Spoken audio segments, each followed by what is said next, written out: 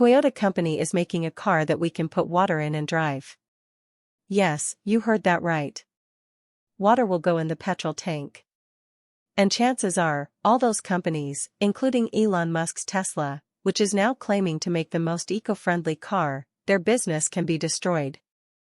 Because this new engine of Toyota is also going to be a very eco-friendly combustion engine. In its fuel tank, water is put in, but water comes out of its exhaust as well. And yet, it produces as much power as a petrol or an electric engine. So now, the question is, how is Toyota going to burn water in its engine? Have they found a quality of water that has been left out of the eyes of all these giant companies? Also, the current engines have a scene with water, like the water scene with cats. If water goes into an engine or fuel tank by mistake, its condition becomes like this. The metal completely rots away. So, how will Toyota, the enemy of the engine, make water the biggest friend of the engine? And why doesn't Tesla seem to be the trendsetter of the EV industry in today's day and age? But the truth is, Toyota launched the world's first successful hybrid electric car in 1997. And they had also brought EV cars into the limelight before Tesla. So why, today, apart from the trend of EV, why didn't Toyota become the trendsetter of this water engine? And why does it want to become the trendsetter of this water engine? Does it see something that even Elon Musk's visionary eyes are unable to see? Well, if you understand Toyota's mindset, you will get the answers to all these questions yourself. So without further ado, let's understand how Toyota is going to burn water on the hard work of the car industry with its water engine. The reason why Toyota, a leader in EV, didn't continue its EV engine. So, look friends, Toyota is a company that doesn't become part of a crowd like other companies.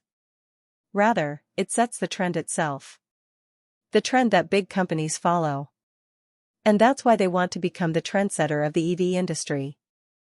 And their major focus is innovation, innovation, and only innovation. Because of this innovative approach, in the 1990s, the whole world was not even thinking about EVs. But Toyota launched the world's first hybrid electric car, Toyota Prius, and set a trend for EVs in the same car market. In fact, some experts believe that if this car hadn't been so successful in the late 90s, then maybe in the early 2000s, Tesla wouldn't have had that initial push. Anyway, whatever may be the case, but somehow, Toyota itself wasn't happy with its success. In fact, America, which is home to big car giants like Tesla, Ford, Chevrolet, and Fiat, is also considered to be a more reliable outsider than Toyota in today's history. In fact, this is also the reason why 1 out of every 5 off-road vehicles in America is Toyota. Now, when Toyota Prius was launched, and both its positive and negative feedbacks were received worldwide, then they saw some concerning flaws in their hybrid electric engine. And they stopped producing their EVs. But what were those flaws that could not be fixed with minor modifications? Well, actually, there were multiple flaws. EVs and their issue. In fact, when Toyota studied its EV model, Prius, in detail, they saw 2 major problems in their model. First, EVs are considered eco-friendly, and they emit zero carbon emissions, but the electricity that comes to the charging stations is burned by coal, diesel, and natural gas. That means, technically, whenever EVs are on the road, they are also polluting the environment. And secondly, the batteries that are used in EVs are mostly lithium, cobalt, or nickel, and these metals are extracted to make just one battery. So much fossil fuel has to be burned to make 2 normal EVs. In fact, you may not know this, but an electric car has also released 13,608 kilograms of carbon dioxide gas before reaching the showroom, which can kill 22,000 people every year. All in all, Toyota realized that because of these flaws, the main purpose of EVs is being beaten.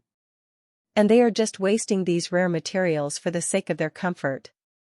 As a result, they took the development of EVs on the back foot, and instead, they started focusing more on improving the cars with combustion engines.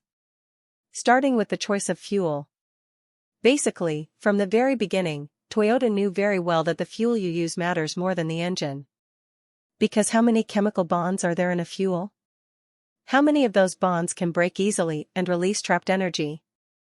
And how many of those bonds can break in half and turn into carbon pollutants? It is very important to take all these things into consideration. Now, in such a situation, you all must be knowing this, the molecule that can make the most bonds, which molecule, which element is it? Well, carbon, right? That means, you can use ethanol, you can use kerosene, you can use CNG, when you burn them, in some form, carbon dioxide will be released. So in such a situation, what should we do? Well, there can be an idea. Hydrogen engine and its complexities. What if we use hydrogen, H2? Because a hydrogen molecule has two hydrogen atoms, and because hydrogen molecules are small, they can be packed tightly in a fuel tank. That means, let's say, you can fill a fuel tank with 24 bonds with only 4 petrol molecules, but with 100 hydrogen molecules with 1 bond, then ultimately, you have 4 bonds. You will have 4 extra bonds of energy. Moreover, because the bonds between hydrogen are very strong, when they break, they produce 3 times more energy than petrol. And in return, carbon dioxide is also not released. So all in all, it's a big win-win situation. In fact, Toyota's same hydrogen engine, and our detailed explanation video on it, both these things already exist. But as I said in that video, that hydrogen-powered engine also had its own problems. Hydrogen is a promising fuel, as well as a highly inflammable gas. That is, to take it in your car in a big tank like this, means you are sort of taking a moving time bomb with you. And such hydrogen-powered, let's say, 100 cars, if they get stuck in traffic like Mumbai, then just assume that it is not traffic, but a ticking atom bomb. And that's why, initially, Toyota also had to scrap the idea of this hydrogen-powered engine. But eventually, they returned to the drawing board once again. But this time, with a new mindset. Look, Toyota had come to know that to make eco-friendly cars, apart from fossil fuels, if anything else can work, then it is only hydrogen. So, what if we try to fix the problems of this hydrogen engine instead of starting from zero? Yes, pure hydrogen is inflammable. But if we try to make this hydrogen in an impure form, then we will have a problem. If we put hydrogen in a fuel tank, then it will not be inflammable. Right? And this very idea gave birth to the concept of a water engine. Now, friends, we will go further in the explanation. But let's realize this thing here. And personally, this is one of the most important messages for me for all of you through this channel. Look, we get stuck anywhere in life. Like, Toyota got stuck. So, we should always fall back on first principles thinking. First principles thinking means identifying the problem from the root. So, as Toyota understood here, the problem here is not hydrogen engines, but the inflammable nature of hydrogen. So, fundamentally, if we can tweak this nature in some way, then we would be able to get the best out of both the worlds. And such creative ideas will usually come to you only from first principle thinking. Otherwise, during the time of problems, our mind always gets stressed out and sees an escape route. And then we drop that idea. So, now let's move ahead in the concept of a water engine. So, no matter how clean the water is, if we look at it from the perspective of hydrogen, then technically, it has the impurity of oxygen. This impurity will save it from explosiveness. Now, Toyota finally got to know what to make of it. Except, again, there was a small problem. Earlier water engines and their problems, actually, when they were doing primary research in this direction, they saw that there are already some people who have driven cars using water as a fuel. But that car is now a problem because of politics and impractical designs, which never became mainstream. Actually, in the 1980s, to avoid increasing fuel prices in the US, a small American inventor, Stanley Myers, while looking for an alternative option for petrol, designed a car that could run on water. According to Myers, this car was capable of running up to 180 kilometers in just 4 liters of water. But as soon as Myers put this idea in front of the world, he started getting threats from many oil companies. And in the meantime, in 1998, when he was talking to some investors for his invention in a hotel, suddenly, his throat started to dry up. He was quickly seen running out of the hotel, and before anyone could understand anything, he died on the spot. And you know what's even more shocking? A few days after his death, his car and all the designs associated with it mysteriously disappeared from Meyer's garage. It is said that if those designs had existed today, then maybe EVs would never have become mainstream. Because this is almost the same thing as when Toyota Prius was launched. So if this water engine car had become mainstream, then maybe Prius would have been the first and last EV that would have created buzz in the mainstream media. Anyway, once this water engine was gone, many other people in the world also tried to make water engines. But they had no luck. Like in 2018, some engineering students from Nagpur, India literally put water in a Maruti 800. They basically put water in the fuel tank of the Maruti 800 and mixed it with calcium carbide. And they used a chemical reaction to make the car run on the inflammable acetylene gas. And there are many other variants of water engines like this. But all of them had some fundamental problems. And these are the three major problems. The first problem, as I said in the beginning, is that the combination of water and the fuel tank is deadly. Because the oxygen in the water, the contact of the fuel tanks made of metal, starts to rot as soon as it enters the fuel tank. And in just a few days, the condition of the fuel tank of your car becomes something like this. The second problem, by dissolving calcium carbide in water, along with acetylene gas, calcium oxide also forms, which is stored in the fuel tank and clogs it. And the third biggest problem was related to acetylene. Acetylene is more corrosive than water. And it is also more unstable than hydrogen gas. And on top of that, it is also poisonous. That means, all in all, the engine of the Maruti 800 does not know how exactly they used water. But the ones we know about today, their designs are quite impractical. Now, in this case, why did Toyota take the risk of extracting hydrogen from water? Especially knowing that hydrogen and water engines both have their own problems. Well, here, Toyota's engineers made a wonderful joke. They again went to their drawing boards. Then, all the engines we have seen so far, i.e. EV, hydrogen engine, and impractical water engines, they took all of them off that board. And then brainstormed ideas. And finally, they made such an engine that could mix and match all of their positive attributes and solve their mutual shortcomings. Let me explain this. Look, what happens in the fuel stations of hydrogen vehicles? How did Toyota make its water engine? They are in a way an extension of EV's charging stations. Instead of directly giving electricity to the vehicle, they instead give electricity to the water. And then, through the electrolysis process, water, hydrogen, and oxygen are split into two parts. And lastly, this separated hydrogen is then filled into the tank of the vehicles. Now, as we discussed earlier, a tank filled with hydrogen is like a bomb. So, here, Toyota thought, why don't we directly fit the entire setup of the hydrogen fuel station directly into the vehicle? This would mean that instead of the inflammable hydrogen in the fuel tank, we can keep plain water. And then, for electrolysis, there is enough battery in the vehicle. And through all of this, the on-the-spot hydrogen gas that will be produced will be able to run without breaking and without damaging the combustion engine.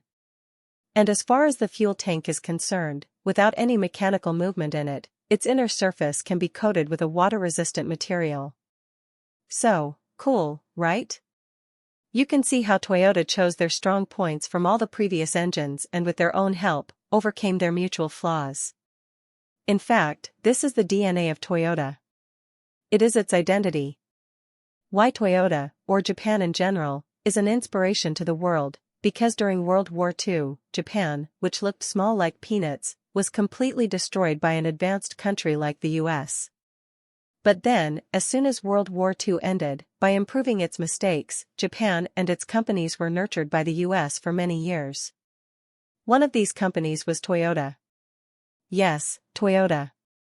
This company, which used to make handlooms at one time, was taught to make cars in the 1950s and was built by the US. Now, why am I telling you this backstory? Well, simply because any country, any company, any person, when they are at their lowest point, they ask themselves the main question that where do they have to go from here? And how do they have to go? And why do they have to go? When in 1991, our country had the money to survive for just 3 weeks, we also asked ourselves the same question. And look, today we are here.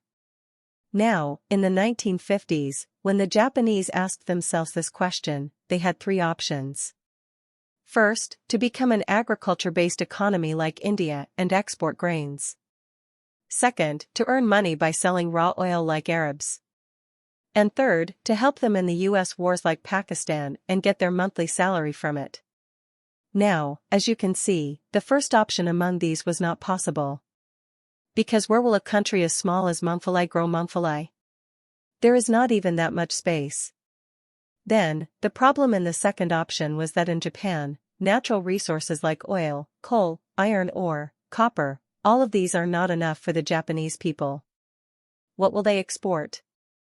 And the problem in the third option was that their country had just undergone the consequences of war. So, going back to the US is simply suicide. So, finally, Japan thought that if we don't have anything that is naturally valuable, then we will make such man-made things that other countries will invite us to their country and say, please make us this too. That is, Japan celebrated its innovative mind. It made Japan that sellable, marketable product. In fact, this is the reason that when we say that Toyota or in general Japan has made something new, then you instantly become curious. So, yeah, hopefully you will get some interesting ideas for your life. Now, the only question left here is that can this insane water engine of Toyota replace the EV industry? Especially in today's time when EV cars enjoy a good market share. Well, at this moment, this water-powered engine of Toyota, can Toyota engine truly destroy the EV market? Is it that perfect? Is at a conceptual stage. Only its prototype has been released. And that's why we don't have the in-depth details to say for sure. But if we purely judge on the basis of the prototype, then before it gets into the market, Toyota will have to solve its 2 major problems at least immediately. Firstly, the battery in this engine splits the water with its electrical energy. And then when the hydrogen generated from the water rotates the tire, then technically that electrical energy converts into kinetic energy.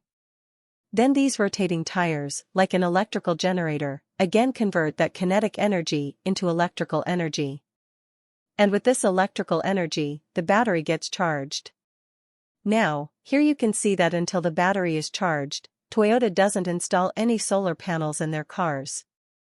It becomes a perpetual engine, which is against the laws of physics. Secondly, if we look at it in terms of purely energy output, then by burning 1 kilogram of hydrogen gas, about 121 megajoules of energy is generated. But on the other hand, to make that 1 kilogram of gas through water electrolysis, it takes 180 megajoules of energy. That is, the amount of energy we are getting from hydrogen, we are spending much more energy on making it at this point. Now, at least for this particular problem, there is an electrolyzer company in Australia which has recently made an electrolyzer which generates hydrogen gas with 95% efficiency. So, there is still a big hope. But how does Toyota as a company deal with its first problem? And how affordable will its water engine be to the common people? These are the factors that ultimately decide how strong their water engine will hit the EVs. However, the potential is definitely there. Especially if a giant company like Toyota backs this technology.